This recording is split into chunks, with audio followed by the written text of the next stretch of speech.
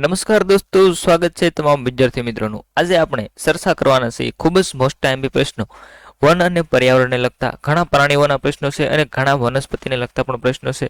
ખૂબ જ most time પ્રશ્નો છે દોસ્તો। આજે આપણે આ વિડીયોમાં 50 એવા મોસ્ટ ટાઈમ પ્રશ્નોની ચર્ચા કરવાના છે જે વન અને પર્યાવરણ આવનારી ફોરેસ્ટની પરીક્ષામાં તમને ખૂબ જ ઉપયોગી થાય। તો દોસ્તો આજના આ ટોપિક પર આપણે પ્રશ્ન પૂછવામાં આવશે અને ત્યારબાદ 4 ઓપ્શન આવશે। તમારે માત્ર 5 સેકન્ડની અંદર તેનો જવાબ દેવાનો રહેશે, પછી એનો જવાબ આપવામાં આવશે।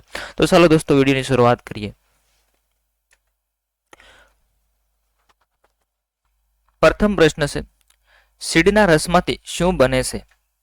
ગુંદર, કાથો, ટર્પેટાઇન કે લાખ? તો મિત્રો તમારે મનમાં વિચારી લેવાનું છે કે કયો જવાબ આવશે। માત્ર 5 સેકન્ડમાં તમને જવાબ મળી જશે। તો સીડના રસમાંથી ટર્પેટાઇન બને છે। ત્યાર પછીનો પ્રશ્ન છે, કોના રેસાને ગોલ્ડન ફાઇબર કહેવામાં આવે છે? મિત્રો ખૂબ જ મોસ્ટ ટાઈમ પ્રશ્ન છે કે કોના રેસાને ગોલ્ડન ફાઇબર કહેવામાં આવે છે?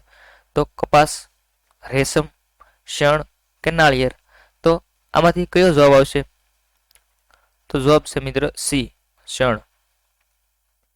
ત્યાર પછીનો પ્રશ્ન છે, કયા પ્રકારના જંગલોમાં સ્થાનિક સ્વરાજ્યની સંસ્થાઓનું નિયંત્રણ હોય છે? મિત્રો ખૂબ જ મોસ્ટ ટાઈમ પ્રશ્ન આ પણ છે, આપણે પૂછાઈ શકે તેવા પ્રશ્નોની ચર્ચા કરવાના છે। તો સ્થાનિક સ્વરાજ્યની સંસ્થાઓનું નિયંત્રણ કેમાં હોય છે?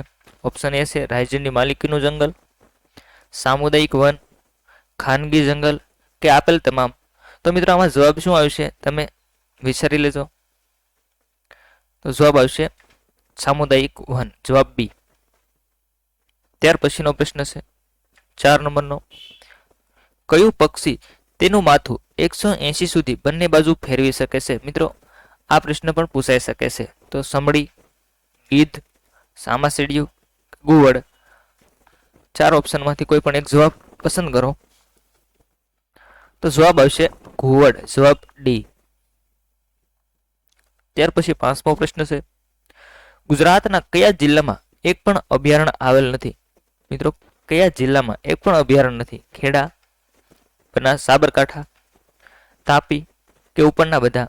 તો મિત્રો ખેડામાં પણ એક પણ અભયારણ્ય નથી, સાબરકાંઠામાં પણ નથી અને તાપી જિલ્લામાં પણ નથી। તો ઉપરના બધા જવાબ આવશે। આવી રીતના પ્રશ્નો ટ્વિસ્ટ કરીને પૂછાઈ શકે છે। ત્યાર પછી 6 નંબરનો પ્રશ્ન, 6 ફુદીનાની ખેતી શું મેળવવા માટે કરવામાં આવે છે? મિત્રો ફુદીનો છે એક વનસ્પતિ છે, તેની ખેતી શું મેળવવા માટે કરવામાં આવે છે? તો તેનો જવાબ છે ક્ષાર, મેન્થોલ, કેલ્શિયમ કે એનિથોલ? તો મિત્રો આનો જવાબ આવશે મેન્થોલ, જવાબ બી। ત્યાર પછીનો પ્રશ્ન, ભોપાલ ગેસ દુર્ઘટના કઈ સાલમાં થઈ હતી? મિત્રો ભોપાલ ગેસ દુર્ઘટના બહુ સરસામાં હોય છે, તો તે પૂછાઈ શકે છે। તો તેનો જવાબ આવશે 1984, 1981, 1990 કે 1986? તો જવાબ આવશે 1984, જવાબ એ। 8મો પ્રશ્ન છે, માછલી ઘરને અંગ્રેજીમાં શું કહેવાય છે? દોસ્તો આ પણ પ્રશ્ન પૂછાઈ શકે છે કે માછલી ઘરને અંગ્રેજીમાં શું કહેવાય છે? એક્વેરિયમ, ફિશ હાઉસ, ઇક્વિના કે એક પણ નહીં? તો અહીંયા જવાબ આવશે ઇક્વિના, જવાબ સી। ત્યાર પછીનો પ્રશ્ન છે 9 નંબર, પ્રથમ વરસાદ પડતા જ ઉગી નીકળતી વનસ્પતિ નીચેના પૈકી કઈ છે? મિત્રો પ્રથમ વરસાદ પડતા જે વનસ્પતિ ઉગી નીકળે તે નીચેના પૈકી કઈ છે? 4 ઓપ્શનમાંથી આપણે પસંદ કરવાનું છે। ચંદન, નાગરવેલ, મૂસળી કે આવળ? તો તેનો જવાબ આવશે મૂસળી, જવાબ સી। ત્યાર પછીનો પ્રશ્ન, નીચેનામાંથી કયું ઝાડ પાંદડા નીકળે તે પહેલા ફળ આપે છે? મિત્રો ખૂબ જ ટ્વિસ્ટ કરેલો પ્રશ્ન છે કે પાંદડા નીકળે તે પહેલા ફળ આપે છે। તો સીતાફળ આવે, સીતાફળ ન આવે, જામફળ, જામફળ પણ ન આવે, અંજીર જોઈએ મિત્રો તમારે જવાબ આપવાનો રહેશે। ઉમરો પણ મોટો થાય તેને ફળ પાન આવે પછી ફળ આવે છે, તો જવાબ આવશે અંજીર, જવાબ સી।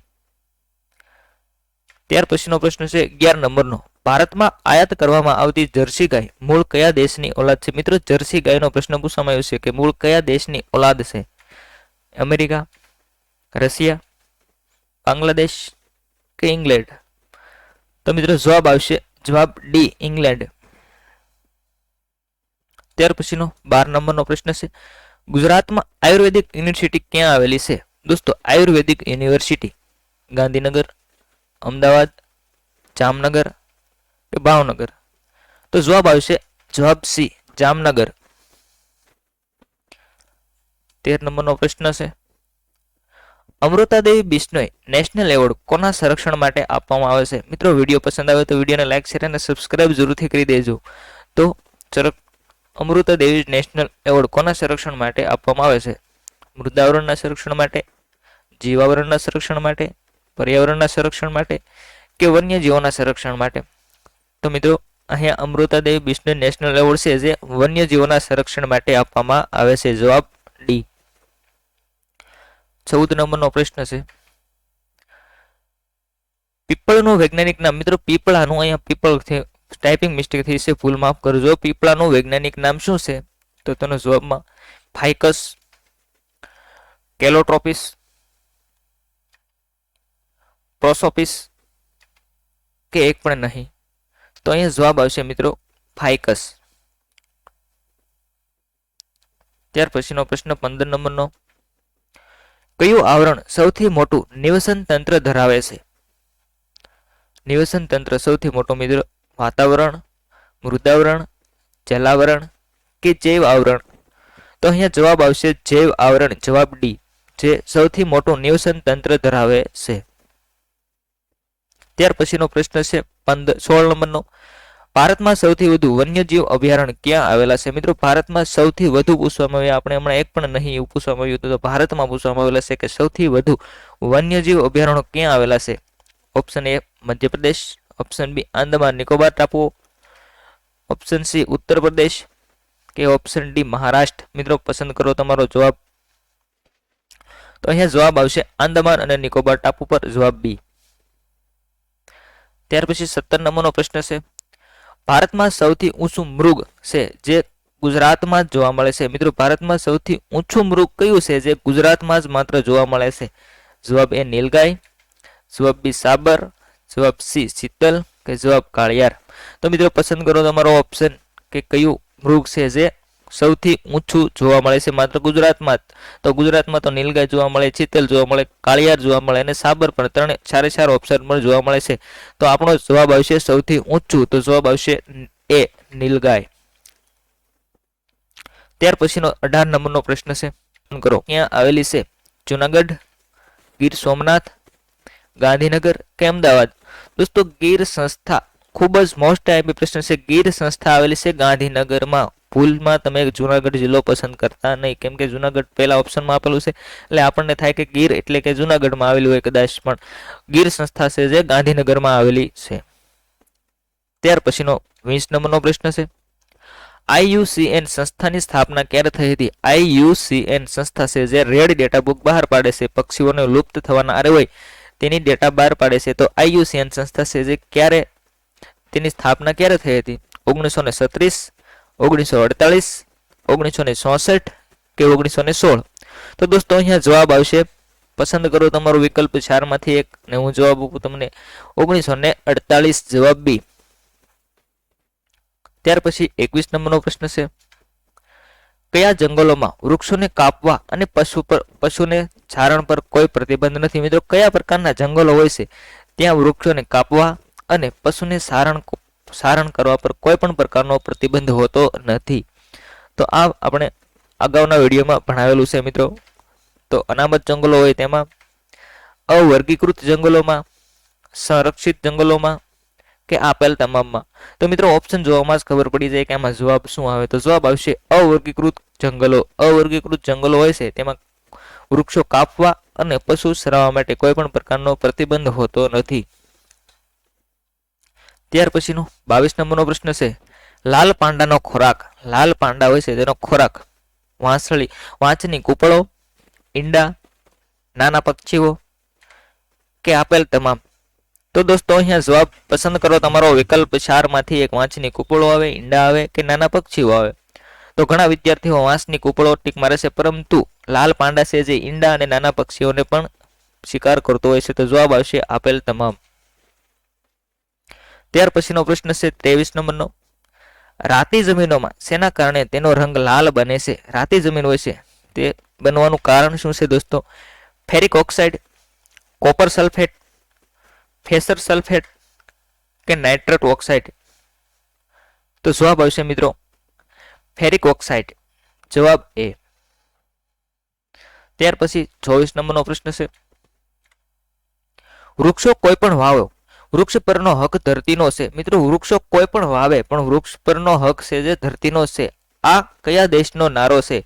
આવો નારો કયા દેશે આપ્યો છે કે વૃક્ષો કોઈ પણ વાવે પણ તેનો હક તો ધરતીનો જ છે? આવો નારો કયા દેશે આપેલો છે? રશિયા, ભારત, જાપાન કે ચીન? તો મિત્રો આવું વાક્ય વાંચતા જ આપણને એમ થાય કે આવો નારો કદાચ ભારતે આપ્યો હશે, પરંતુ આવો નારો કયા દેશે આપ્યો છે? ભારત સિવાયના 3 માંથી તમે પસંદ કરો. ભારત તો એક ઓપ્શન મેં કાઢી નાખ્યો છે. તો વૃક્ષો વાવો પણ વૃક્ષો પરનો હક માત્ર ધરતીનો જ છે. આ નારો છે મિત્રો ચીનનો. ચીને આ નારો આપેલો છે. ત્યાર પછીનો પ્રશ્ન.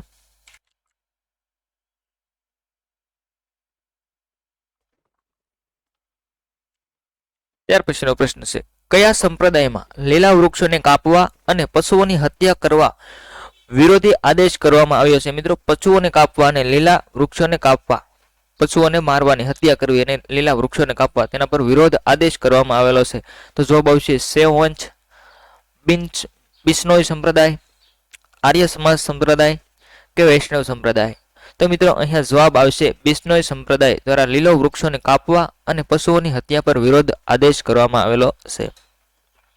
ત્યાર પછીનો પ્રશ્ન છે દોસ્તો 26 નંબરનો. કયા સ્થળે પોતાના બધા પર્યટકો, કયા સ્થળે બધા પર્યટક સ્થળ અથવા તો વિશ્રામ ગૃહોને પક્ષી આધારિત નામો આપવામાં આવેલા છે? તો તેવું કયું સ્થળ છે દોસ્તો?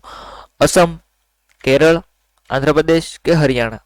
તો અહીંયા જવાબ પસંદ કરો તમારો 4 વિકલ્પમાંથી કે જે પર્યટક સ્થળો છે તેને પક્ષીના નામ પરથી નામો આપવામાં આવેલા છે. તો ખૂબ જ મોસ્ટ ટાઈમ પ્રશ્ન છે દોસ્તો, આવનારી પરીક્ષામાં પ્રશ્ન પૂછાઈ શકે છે. તો અહીંયા જવાબ આવશે ઓપ્શન ડી હરિયાણા. ત્યાર પછી 27 નંબરનો પ્રશ્ન છે. વાંસના ઝાડને વર્ષમાં કેટલી વખત ફૂલ આવે છે? વાંસનું ઝાડ છે તેને વર્ષમાં કેટલી વખત ફૂલ આવે છે? 1 વખત, 3 વખત, 2 વખત કે આવતા જ નથી? તો દોસ્તો ઘણા વિદ્યાર્થીઓ ઓપ્શન પસંદ કરતા હોય છે 1 વખત, 2 વખત, 3 વખત, આવતા જ નથી. તો વિકલ્પ મેં પસંદ કરી નાખ્યો છે. તો જવાબ આવશે જવાબ એ 1 વખત વર્ષમાં આવે છે. ઘણા વિદ્યાર્થીઓએ પસંદ કર્યું છે કે આવતા જ નથી, પણ વાંસને વર્ષમાં 1 વખત ફૂલ આવે છે. ઓપ્શન એ સાચો જવાબ છે. ત્યાર પછી 28મો પ્રશ્ન. વાળની જાળવણી માટે કઈ ઔષધી વનસ્પતિનો ઉપયોગ થાય છે? મિત્રો વાળ છે, માથાના વાળની જાળવણી માટે કઈ ઔષધી વનસ્પતિનો ઉપયોગ થાય છે? શતાવરી, જાટામાસી, ભૂંગરાજ કે બાવસી? તો મિત્રો આવો પ્રશ્ન હોય તો તેને યાદ કઈ રીતે રાખવો? કેમ કે શતાવરી, જાટામાસી? તો પ્રશ્નનો જવાબ આવશે મિત્રો ભૂંગરાજ. કેમ કે ભૂંગરાજ તેલ આવે છે, મહાભૂંગરાજ, તો ભૂંગરાજ તેલથી વાળની જાળવણી થતી હોય છે. તે રીતે પ્રશ્ન યાદ રાખી શકાય છે. ત્યાર પછીનો પ્રશ્ન છે 29 નંબરનો. ગુજરાતની કઈ ગાય દૂધના ઉત્પાદન માટે જાણીતી છે? ગુજરાતની કઈ ગાય છે જે દૂધના ઉત્પાદન માટે જાણીતી છે? Option A Sindhi, option B Jersey, option C Kankreji કે ઓપ્શન ડી એક પણ નહીં? તો મિત્રો ગુજરાતમાં કઈ ગાય છે જે દૂધના ઉત્પાદન માટે જાણીતી છે? તો જવાબ આવશે કાંકરેજી, જવાબ સી. ત્યાર પછીનો પ્રશ્ન છે 30મો. કયા છોડને હાથ લગાવવાથી સંકોચાઈ જાય છે? મિત્રો કયો છોડ છે જેને આપણે સ્પર્શ કરવાથી તે સંકોચાય છે? તેના પાંદડા હોય છે તેને ભીડી લેશે, ભેગા કરી લેશે, એટલે કે સંકોચાઈ જાય છે. તો ઓપ્શન એ જાસૂદ, જાસૂદના પાનને સ્પર્શ કરવાથી સંકોચાઈ જાય છે કે રાતરાણી નામની વનસ્પતિ હોય છે તે આવશે કે બારમાસી આવશે કે લજામણી આવશે? દોસ્તો વિકલ્પ 4 માંથી એક વિકલ્પ પસંદ કરો. તમે પસંદ કરો એટલે હું જવાબ આપું. તો જવાબ આવશે લજામણી, જવાબ ડી. લજામણીનો છોડ હોય છે જેને સ્પર્શ કરવાથી તેના પાંદડા પીડાઈ જતા હોય છે અથવા તો સંકોચાઈ જતા હોય છે. ત્યાર પછીનો પ્રશ્ન છે 30 પછી 31. 5 ફૂટ કરતા ઓછી ઊંચાઈ ધરાવતી વનસ્પતિને શું કહે છે? મિત્રો 5 ફૂટ કરતા ઓછી ઊંચાઈ એટલે કે 5 ફૂટ કરતા નીચે હોય જે વનસ્પતિને શું કહેવામાં આવે છે? ઝાડ કહેવાય, ઝાડ તો નો જ કહેવાય, વિકલ્પ એ પરથી છોડ કહેવાય, વેલા કહેવાય કે શ્રુપ કહેવાય? તો મિત્રો ઝાડ ઓપ્શનમાંથી નીકળી ગયું તો ત્રણ રાશે વેલા, ચૂપ કે છોડ. તો વેલા પણ નીકળી જાય કેમ કે વેલા જમીન પર હોય છે. તો ઓપ્શન 2 ચૂપ અને છોડ. તો જવાબ આવશે દોસ્તો આપણો જવાબ બી છોડ. ત્યાર પછીનો પ્રશ્ન છે 32 નંબરનો.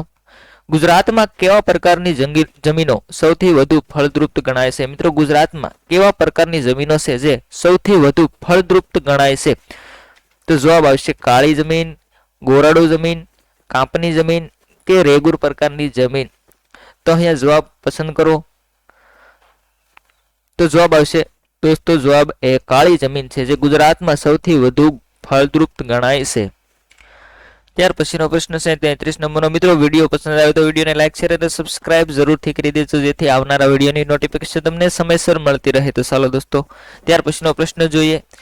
વન્યજીવ અભયારણ્ય બનાવવાનો આદેશ આપનાર સૌપ્રથમ શાસક કોણ હતા? મિત્રો ખૂબ જ મોસ્ટ ટાઈમ પ્રશ્ન છે, ગુજરાતી ઇતિહાસને લગતો પ્રશ્ન છે કે વન્યજીવ અભયારણ્ય બનાવવાનો આદેશ આપનાર સૌપ્રથમ શાસક કોણ હતો?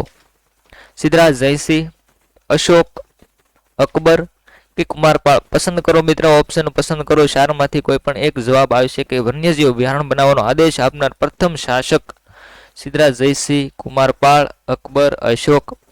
તો જવાબ આવશે અશોક. અશોકે સૌપ્રથમ વન્યજીવ અભયારણ્ય બનાવવાનો આદેશ આપ્યો હતો. જવાબ બી. 34મો પ્રશ્ન છે. કૂતરા સિવાય કયું પ્રાણી કરડવાથી હડકવા થઈ શકે છે? મિત્રો કૂતરા સિવાય કયા પ્રાણીઓ કરડવાથી હડકવો થઈ શકે છે? ઓપ્શન એ શિયાળ, પછી રીંછ, બિલાડી કે આપેલ તમામ. મિત્રો કૂતરા સિવાય કયું પ્રાણી કરડવાથી હડકવા થઈ શકે છે? તો શિયાળ, રીંછ, બિલાડી કે આપેલ તમામ. ઓપ્શન પસંદ કરો તમારો વિકલ્પ. તો જવાબ આવશે મિત્રો જવાબ ડી આપેલ તમામ. શિયાળ કરડવાથી, રીંછ કરડવાથી કે બિલાડી કરડવાથી, ત્રણ પ્રાણી કરડવાથી અથવા કૂતરા કરડવાથી પણ હડકવાનો રોગ થઈ શકે છે. ત્યાર પછી 34 નંબરનો પ્રશ્ન પૂરો થશે અને 35 નંબરનો પ્રશ્ન. IUCN નું પૂરું નામ જણાવો. મિત્રો IUCN છે જે રેડ ડેટા બુક બહાર પાડે છે, ઈસવીસન 1948 માં તેની સ્થાપના થઈ હતી. તો તેનું પૂરું નામ જણાવો.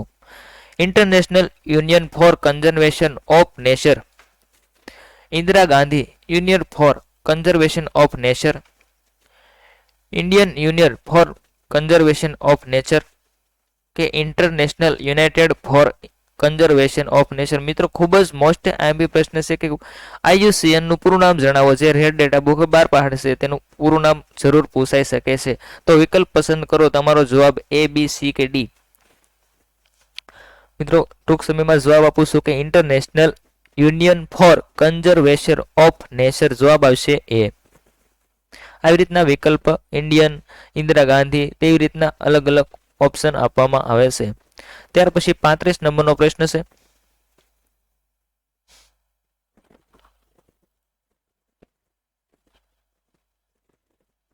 છત્રીસ નંબરનો દોસ્તો. પ્રકાંડના કેટલા પ્રકાર છે? પ્રકાંડ છે તેના કેટલા પ્રકાર છે? Option A 4, option B 2, option C 5 કે ઓપ્શન C 6. તો પ્રકાંડના 4 પ્રકાર છે. ત્યાર પછી 37મો પ્રશ્ન છે. નીચેનામાંથી કયું સાસુ જોડકું શોધો? નીચેનામાંથી કયું સાસુ જોડકું છે અથવા તો નીચેનામાંથી સાસુ જોડકું શોધો? તો પ્રથમ જોડકું છે સામાસીડિયું છે જે સસ્તન વર્ગમાં આવે છે, મચ્છર છે જે ખેચર વર્ગમાં આવે છે, દેડકો છે જે ઉભયજીવી વર્ગમાં આવે છે. તો મિત્રો સાસુ જોડકું કયું છે કે આપેલ પ્રમાણે ત્રણેય સાચા છે. તો વિકલ્પ પસંદ કરો. ચારમાંથી કોઈ પણ એક જવાબ છે. સામાસીડિયું સસ્તન, મચ્છર ખેચર, દેડકો ઉભયજીવી. તો મિત્રો જવાબ આવશે ઉપરના ત્રણેય. જવાબ ડી ત્રણેય સાચા છે. સામાસીડિયું સસ્તન વર્ગમાં આવે છે, મચ્છર ખેચર વર્ગમાં આવે છે અને દેડકો છે જે ઉભયજીવી વર્ગમાં આવે છે. આપેલ તમામ સાચા છે. તે રીતે પણ આ જવાબ આપી શકો અને ઉપરના ત્રણેય પણ સાચા છે. 38મો પ્રશ્ન છે દોસ્તો. વિશ્વમાં સૌથી વધુ એસિડ વર્ષાથી પ્રભાવિત દેશ કયો છે? મિત્રો વિશ્વ લેવલનો પ્રશ્ન પૂછવામાં છે કે વિશ્વમાં સૌથી વધુ એસિડ વર્ષાથી પ્રભાવિત એટલે કે જાણીતો દેશ કયો છે?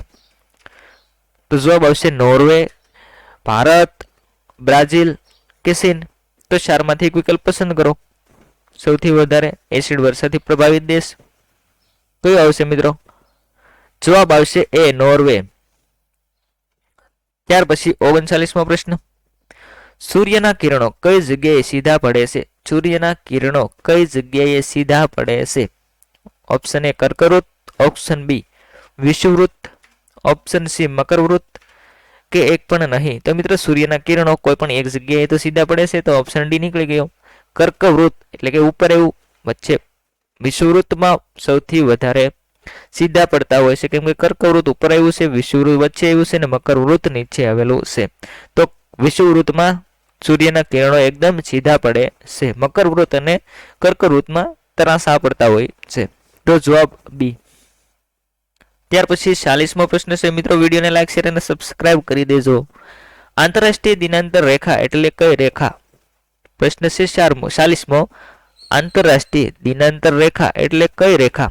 કર્કવૃત્તને આંતરરાષ્ટ્રીય દિનાંતર રેખા કહેવાય, વિષુવવૃત્તને આંતરરાષ્ટ્રીય દિનાંતર રેખા કહેવાય, કે 0 ઓવરલાઈન આવેલી છે તેને આંતરરાષ્ટ્રીય દિનાંતર રેખા કહેવાય, કે 180 રેખાંશ આવેલું છે તેને આંતરરાષ્ટ્રીય દિનાંતર રેખા કહેવાય? તો વિકલ્પ 4 માંથી વિકલ્પ પસંદ કરો. તો જવાબ આવશે મિત્રો 180 જે છે રેખાંશ તેને આંતરરાષ્ટ્રીય દિનાંતર રેખા કહેવામાં આવે છે. 41મો પ્રશ્ન છે, કોને પ્રકૃતિનો સુરક્ષા વાલ્વ કહેવામાં આવે છે? મિત્રો ખૂબ મોસ્ટ ટાઈમ પ્રશ્ન છે કે કોને પ્રકૃતિનો સુરક્ષા વાલ્વ કહેવામાં આવે છે? ઓપ્શન એ વાવાઝોડું, ઓપ્શન બી ધરતીકંપ, ઓપ્શન સી જ્વાળામુખી કે ઓપ્શન ડી અતિવૃષ્ટિ. તો સુરક્ષા વાલ્વ કોને કહેવામાં આવે છે? પ્રકૃતિનો. ત્રણે ત્રણ પ્રકૃતિ છે, પરંતુ તેનો સુરક્ષા વાલ્વ કયો છે? પસંદ કરો તમારો વિકલ્પ. જવાબ આવશે દોસ્તો જ્વાળામુખી. જવાબ સી. જ્વાળામુખીને પ્રકૃતિનો સુરક્ષા વાલ્વ કહેવામાં આવે છે. ત્યાર પછીનો પ્રશ્ન છે 42 નંબરનો, જગતની કઈ સંસ્કૃતિ સૌથી પ્રાચીન ગણાય છે? જગતની કઈ સંસ્કૃતિ છે જે સૌથી પ્રાચીન ગણાય છે? જવાબ એ મિચર, બી મેસોપોટેમિયા, ચીન કે ગ્રીક. તો 4 વિકલ્પમાંથી એક વિકલ્પ પસંદ કરો જે સૌથી પ્રાચીન ગણાતી હોય સંસ્કૃતિ. તે જવાબ કઈ છે? તો જવાબ આવશે મિત્ર મિસર સંસ્કૃતિ છે, જે જગતની સૌથી પ્રાચીન સંસ્કૃતિમાંથી ગણાય છે. ત્યાર પછી 43મો પ્રશ્ન છે, કઈ ધાતુ ઉત્તમ વિદ્યુત વાહક છે? મિત્રો કઈ ધાતુ છે જે ઉત્તમ વિદ્યુત વાહક છે? Option A aluminium, option B સોનું, ઓપ્શન સી તાંબુ કે ઓપ્શન ડી ચાંદી. તો મિત્રો જવાબ આવશે અહીંયા ચાંદી. જવાબ ડી. ત્યાર પછીનો પ્રશ્ન છે દોસ્તો, મીઠાના દ્રાવણમાંથી મીઠું મેળવવા કઈ પદ્ધતિનો ઉપયોગ થાય છે? મીઠાના દ્રાવણમાંથી મીઠું મેળવવા માટે કઈ પદ્ધતિનો ઉપયોગ થાય છે? મીઠું મિત્રો કઈ રીતે મેળવાય છે તેની પદ્ધતિ? તો ગાળણથી મેળવાય, ઘનીભવનથી મેળવાય, બાષ્પીભવનથી મેળવાય કે નિતારણથી મેળવાય. તો પસંદ કરો તમારો વિકલ્પ એ, બી કે સી કે ડી. તો જવાબ આવશે મિત્રો બાષ્પીભવન. દરિયામાં ખારા પાણીનો સંગ્રહ કરીને તેના બાષ્પીભવનથી મીઠાનું ઉત્પાદન કરવામાં આવતું હોય છે. ભાવનગર જિલ્લામાં ખૂબ જ પુષ્કળ પ્રમાણમાં મીઠાનું ઉત્પાદન થાય છે. ત્યાર પછીનો પ્રશ્ન છે 45 નંબરનો, સૂર્ય કુકરમાં બોક્સ પર કયો રંગ લગાડવામાં આવે છે? મિત્રો સૂર્ય કુકર હોય છે તેમાં બોક્સ પર કયો રંગ લગાડવામાં આવે છે? ખૂબ જ મોસ્ટ એમ્પી પ્રશ્ન છે. ઓપ્શન એ કાળો રંગ, ઓપ્શન બી સફેદ રંગ, ઓપ્શન સી લાલ રંગ કે ઓપ્શન સી ડી પીળો રંગ. તો મિત્રો આપણે સૂર્યના કિરણો સૌથી વધારે શોષણ કોણ કરે છે? કયો રંગ? તો આપણે યાદ હોય છે કે કાળો રંગ. તો સૂર્ય કુકરમાં પણ બોક્સમાં કાળો રંગ લગાડવામાં આવે છે. જવાબ ઈ આવશે. ત્યાર પછી મિત્રો 47મો પ્રશ્ન છે, વિડીયો પસંદ આવ્યો હોય, તમને પ્રશ્ન સારા લાગ્યા હોય તો વિડીયોને લાઈક શેર અને સબસ્ક્રાઇબ જરૂરથી કરી દેજો, જેથી આવા નવા વિડીયો તમને સમયસર મળતો રહે. 47મો પ્રશ્ન છે, કઈ વનસ્પતિના પાન બકરીના કાન જેવા રૂવાટી યુક્ત હોય છે? મિત્રો ખૂબ જ મોસ્ટ ટાઈમ પ્રશ્ન છે કે કઈ વનસ્પતિ છે જેના પાન બકરીના કાન જેવા અને પાછા રૂવાટી યુક્ત હોય છે? ઓપ્શન એ સણોઠી, ઓપ્શન બી ચારોળી, ઓપ્શન સી આવળ કે ઓપ્શન ડી દેશી બાવળ. તો 4 વિકલ્પમાંથી એક વિકલ્પ પસંદ કરો કે બકરીના કાન જેવા પાન હોય છે અને રૂવાટી યુક્ત હોય છે. તો મિત્રો જવાબ આવશે સારોળી. જવાબ બી. સારોળીના પાન છે જે બકરીના કાન જેવા હોય છે અને તેમાં રૂવાટી યુક્ત હોય છે, એટલે કે રૂવાટી વાળા હોય છે. ત્યાર પછી 47મો પ્રશ્ન છે, કઈ વનસ્પતિને અંગ્રેજીમાં વુડ એપલ કહેવામાં આવે છે? કઈ વનસ્પતિ છે જેને અંગ્રેજીમાં વુડ એપલ વુડ એપલ તરીકે ઓળખવામાં આવે છે? ઓપ્શન ઈ બોરડી, કરિયાતું લીલું, ખેર કે કોઠી? મિત્રો 4 વિકલ્પમાંથી વિકલ્પ પસંદ કરો. બોરડી, ખેર, કરિયાતું લીલું કે કોઠી? ને વુડ એપલ કોને કહેવામાં આવે છે? તો જવાબ આવશે ડી કોઠી. કોઠી નામની વનસ્પતિ છે જેને વુડ એપલ તરીકે ઓળખવામાં આવે છે. ત્યાર પછીનો 48 નંબરનો પ્રશ્ન છે મિત્રો. આપણા પ્રશ્ન પૂરા થવા જઈ રહ્યા છે તો વિડીયોને લાઈક શેર અને સબસ્ક્રાઇબ જરૂરથી કરી દેજો જેથી નવા વિડીયો તમને મળતા રહે. તો 48મો પ્રશ્ન છે દોસ્તો, ખૂબ જ મોસ્ટ આઈએમપી પ્રશ્ન છે કે સાયલેન્ટ વેલી આંદોલન ક્યાં થયું હતું? ખૂબ જ મોસ્ટ આઈએમપી પ્રશ્ન છે. સાયલેન્ટ વેલી આંદોલન ક્યાં થયું હતું? કેરળ, ગુજરાત, પંજાબ કે રાજસ્થાન? મિત્રો 4 વિકલ્પમાંથી એક વિકલ્પ પસંદ કરો. વિકલ્પનો જવાબ હું તમને ટૂંક સમયમાં જ આપું છું કે સાયલેન્ટ વેલી આંદોલન ક્યાં થયું હતું? કેરળ, ગુજરાત, પંજાબ, રાજસ્થાન? તમે વિકલ્પ પસંદ કરી લીધો હોય તો હું જવાબ આપું છું કે કેરળમાં સાયલેન્ટ વેલી આંદોલન થયું હતું.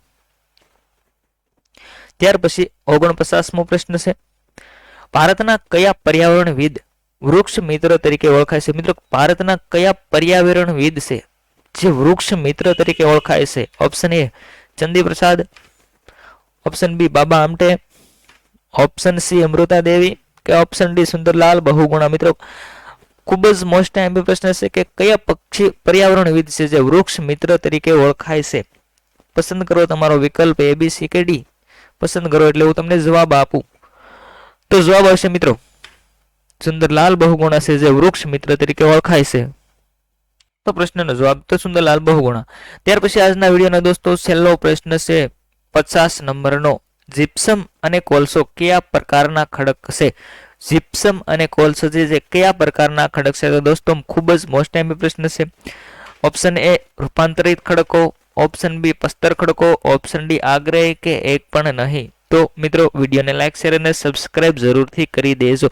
જીપ્સમ એ કોલસો કયા પ્રકારના ખડકનો બનેલો છે? તો જવાબ આવશે રૂપાંતરિત ખડકો. જવાબ એ. જો મિત્રો તમને વિડીયો પસંદ આવ્યો હોય તો વિડીયોને લાઈક શેર અને સબસ્ક્રાઇબ જરૂરથી કરી દેજો.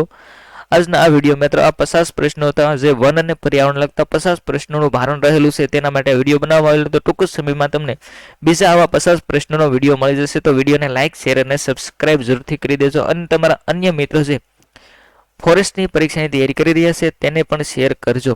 તો થેન્ક યુ મિત્રો, ધન્યવાદ, જય હિન્દ.